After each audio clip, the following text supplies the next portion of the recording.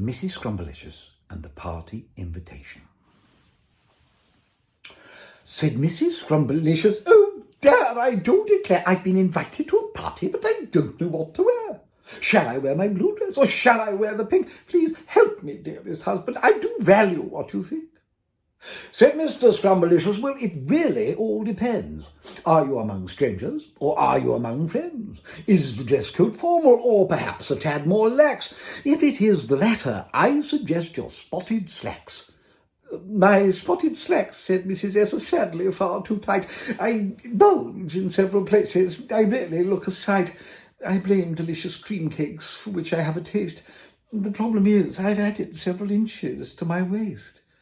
"I wouldn't have you any other way," said Mr. S. "But in the meantime, let us try and find that perfect dress." "What about your hula skirt, the one that's made of grass?" said Mrs. S. "I think I need an outfit with more class." Said Mrs. Scrumbleicious, "What about my old ball gown? That's the sort of thing that ladies wear out on the town." Said Mr. S. "I'm sorry, dear, it was got at by the moths. I cut it up and turned it into several useful cloths." "Oh, never mind," said Mrs. S. "Perhaps it was too formal, and maybe I'd be better wearing something that's more normal. A caftan or a tutu, or maybe a fancy dress." "Now don't forget," said Mr. S., "that sometimes more is less."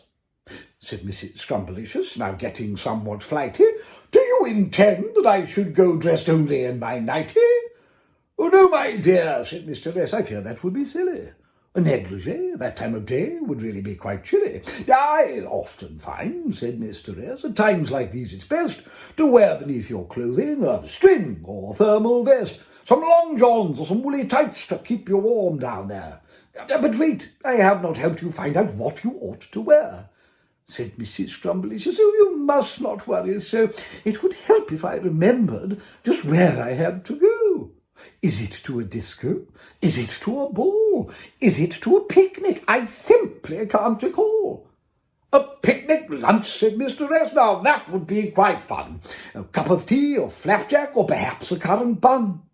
Then Mrs. S. grew very pale and gave a little screech. "I've remembered where the party is. It's on a nudist beach.